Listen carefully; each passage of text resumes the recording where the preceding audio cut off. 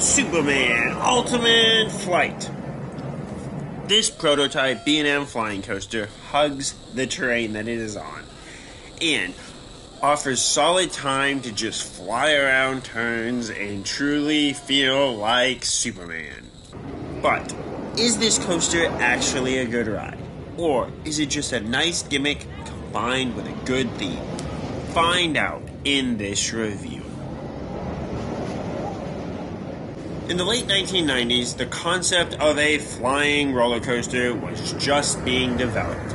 And in 2002, the first B&M Flying roller coaster opened, with the second being Superman Ultimate Flight at Six Flags over Georgia. Similar to B&M inverted coasters, these coasters had riders raised to a flat position, instead of remaining in a seated position. This allows for a more unique riding experience, especially as it was very new back in 2002. Six Flags would later order 2 more clones of Superman Ultimate Flight for other parks in their chain.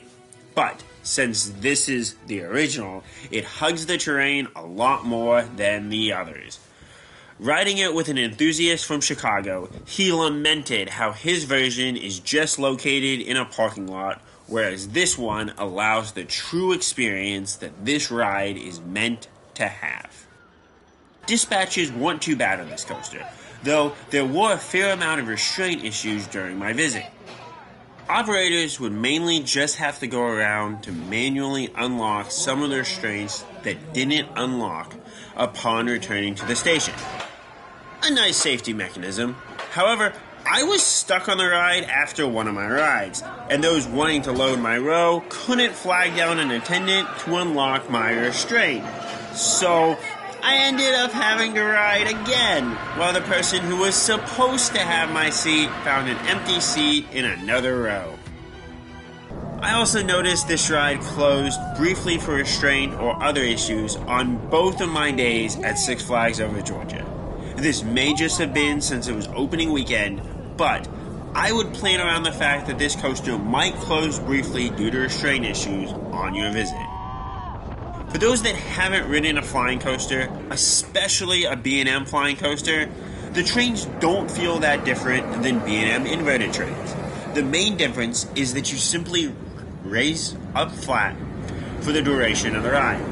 This offers a few unique sensations on the drops and turns, but overall, the track layout for most B&M Flying Coasters doesn't really utilize this position as much more than a gimmick.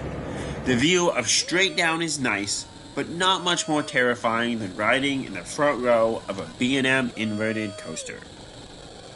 There are also additional angle guards to help secure you into the train, so you should be able to rest assured that you're not going anywhere, even if you have a fear of heights. The lift hill was by far the scariest part. There's no walkway underneath it, which means you are staring straight down at the ground while you slowly climb up the hill. To make matters worse, on one of my rides, we got stuck for about a minute and a half on the lift hill, and I had to really think about how miserable it would be to evacuate from those trains. We did get going again, but it was still an unnerving experience. The first drop is reminiscent of a regular curved drop on a B&M coaster. Manta's taller drop at SeaWorld Orlando terrifies the crap out of me. But this one is just average. Then you travel through the intense Pretzel Loop, which is a standard feature on B&M Flying Coasters. This element is intense with how it pushes you downwards, but it isn't particularly terrific or even painful, just unique and consistent. Personally, I could do without it. But I can understand and slightly enjoy why others would enjoy the unique forces that this type of loop offers. Then you navigate a few sets of turns that let you truly feel like Superman flying. The first is higher up in the air before lowering you to go through some tunnels and be close to the ground.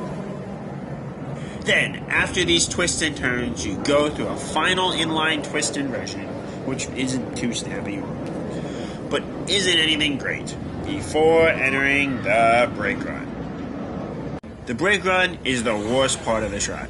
Being stuck, say, on the lift hill isn't too bad because you're angled, but these trains aren't designed to have you held permanently in a level position.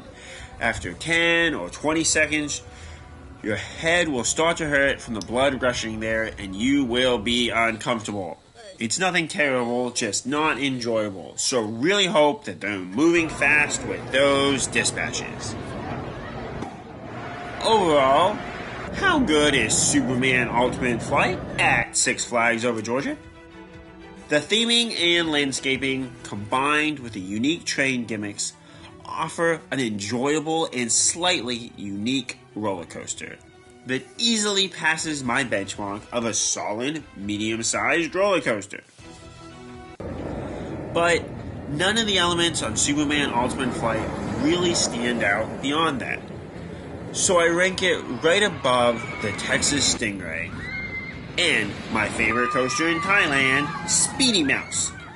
But right below the Georgia Scorcher and Daredevil Dive at Six Flags Over Georgia that suffer from the same problem of being a solid-sized coaster with a unique gimmick that just doesn't offer unique elements beyond its coaster style. What are your thoughts on Superman Ultimate Flight? Is it scary flying as Superman? Or is it an overrated experience? Let me know. And, as always, Kapkun Krap.